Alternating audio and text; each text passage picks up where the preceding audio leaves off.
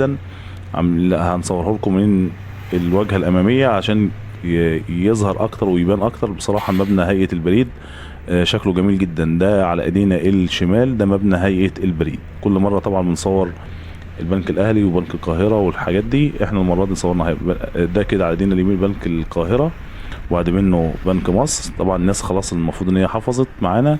وقدام حضراتكم ده كده البنك المركزي المصري، وبعد منه على طول البنك الاهلي. طبعا بنك مصر والبنك الاهلي خلاص اشتغلوا هنا في العاصمة الادارية الجديدة. وزي ما حضراتكم شايفين كده الشكل العام بسم الله ما شاء الله. طبعا لسه بعض الاعمال والدنيا شغالة برضو، الدنيا دايرة ما فيش توقفات خالص، في حركة وفي شغل كبير. لو حضراتكم شايفين كده في الصورة في ناس كتير جدا واقفة قدام بنك المركز المصري اهوت. قدام حضراتكم كده ده كده البنك الاهلي المصري.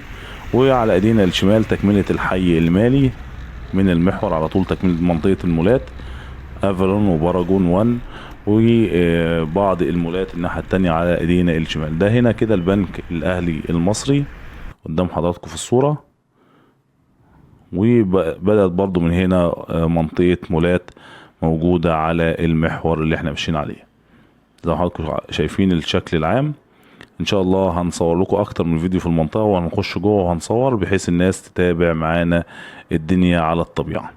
دي كانت جولة سريعة كده، وبإذن الله تعالى زي ما قلت لحضراتكم هنكمل جولاتنا في كل مكان في العاصمة الإدارية الجديدة. الناس ما تنساش تعملها لايك للفيديو وسبسكرايب. الناس شافت الفيديو اللي فات ده تصوير الاسبوع اللي فات ده على طول. اللي قدام حضراتكم ده كده تصوير شهر 9/2020. هنمشي في نفس المكان وفي نفس الشارع علشان تشوفوا الفرق وتشوفوا الدنيا كانت عاملة ازاي ودلوقتي بقت عاملة ازاي. زي ما حضراتكم شايفين على ايدينا الشمال دي كده المنطقة اللي فيها مدينة الفنون والثقافة اللي هناك بعيدة خالص دي، واللي قدامها ده كله منطقة صحراء. اللي على ايدينا الشمال اللي بيصبوا فيه خرسانة ده مبنى هيئة البريد اللي احنا كنا بنتكلم عنه في اول الفيديو اللي لسه من دقيقتين بنتكلم فيه. وعلى ايدينا اليمين ده كده بنك القاهرة عشان الناس تشوف الفرق وتعرف الفرق. ده كله تم في سنتين. يعني زي ما قلت لحضراتكم الفيديو ده اللي قدام حضراتكم ده كان متصور في شهر 9/2020. ده كده بنك القاهرة قدام حضراتكم المنظر العام اهوت. وبعد منه بنك مصر في الكورنر هناك. والبنك المركزي المصري كان لسه يدوب حاجة لسه ينشوف فيها. ده كده نفس الشارع ونفس المكان اللي احنا مشينا فيه في الفيديو اللي فات، عشان الناس تعرف ان حصل شغل وفيه فرق كبير جدا. كده ده المنطقة اللي كان فيها مكتب هيئة البريد. والمنطقة اللي على ايدينا الشمال لسه صحراء خالص مفيش فيها حاجة، بالعكس الفيديو اللي فاتوا الناس ممكن تشوف الفيديو بالكامل هنا وهنا. الفيديو ده موجود على قناة المهندسين الوطنيين بتاريخ 20 سبتمبر 2020 20/9/2020. ده كده البنك المركزي المصري على ايدينا اليمين اهو زي ما حضراتكم شايفين في الصورة. ده كده البنك المركزي المصري، وده الميدان الكبير اللي احنا كنا في الصورة من شوية. وبعد منه البنك الاهلي المصري هو اللي كان يعني يعتبر خرسانات. كل اللي على ايدينا الشمال ارض فاضية اهيت قصاد حضراتكم.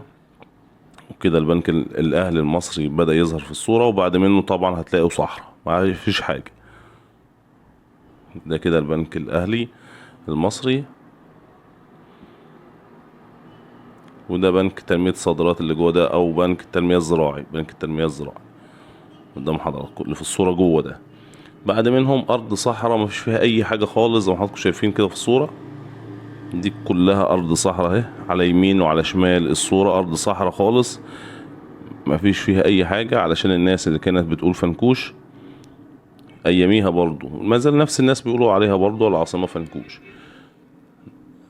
ارض صحراء هي ما كانش فيها حاجة وكانوا بيقولوا فنكوش. دلوقتي في فرق واضح وفي شغل اتعمل واستثمارات بتاعت ناس اتعملت، شركات اشترت الارض دي وشركات وناس اشترت مع المستثمرين دول، وشركات بنت خلاص وهتسلم الناس اليومين دول ان شاء الله الاستثمارات بتاعتهم. كل دي منطقة البنوك قدام حضراتكم. ودي منطقة حدائق الشعب اللي على ايدينا الشمال اللي خلصانة. كل ده كده منطقة البنوك. المبنى الخرسانة اللي انا بشاور عليه ده جراند سكوير اللي تم افتتاحه اليومين اللي فاتوا بتاع شركة بيراميدز. هنروح برضو عنده دلوقتي وهنتفرج عليه وهتشوفوا الدنيا كانت فين وبقت فين. هندخل هنا دلوقتي في وسط الصحراء دي كده وهتشوفوا الدنيا كانت عاملة ازاي. زي ما حضراتكم شايفين كل دي منطقة البنوك، مفيش فيها اي حاجة غير كام بنك كده خرسانات. وده كده جراند سكوير المبنى الخرساني اللي قدام حضراتكم، ودي كلها ارض صحراء. ده جراند سكوير اهو، مبنى الخرساني اللي انا بشاور عليه. ودي منطقة البنوك. الفيديو موجود على قناة المهندسين الوطنيين، وفي فيديوهات تانية موجودة علشان الناس اللي حابة تعمل مقارنة بين الوضع دلوقتي والوضع قبل كده. الفيديوهات دي موجودة على قناتنا، الناس ترجع للفيديوهات القديمة عندنا في القناة. حتى انا في حاجات معلومات على فكرة انا كنت بقولها غلط، لان انا طبعا كنت بجتهد و يعني ما كانش في حد قبل مني صور في العاصمة، فانا كنت اول حد الحمد لله ان انا صورت.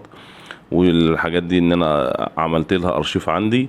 فانا في حاجات كنت بقولها في بداية الفيديوهات، ما يعني كنت بجتهد وبسأل الناس، وفي ناس كانت شغالة في موقع ما هيش عارفة هي شغالة في ايه بصراحة. كنت بنزل اسأل الناس، وفي ناس ما كانتش تعرف احنا موجودين فين، شغالين وخلاص، الناس شغالة وخلاص.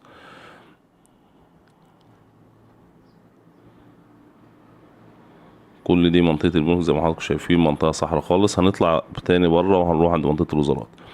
الفيديو اللي انا رفعته امبارح اللي هو كنت مصور فيه منطقة الوزارات وساحة الشعب وال وبهو الفرعوني، موجود برضو بتاريخ 20/9/2020. هتلاقوا نفس في فيديو في نفس المكان برضو، كانت صحراء خالص. ده كده جراند سكوير قدام حضراتكم اهو، تابع لشركة بيراميدز اللي تم افتتاحه في العاصمة الإدارية الجديدة الفترة الأخيرة، علشان الناس تبقى عارفة. ده كده جراند سكوير في الشارع الفاصل بين منطقة الوزارات ومنطقة البنوك.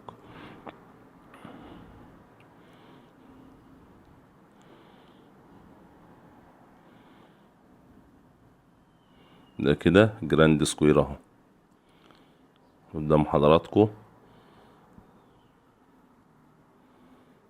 وبعد منه على طول ده الشارع الفاصل بين منطقة الوزارات ومنطقة البنوك.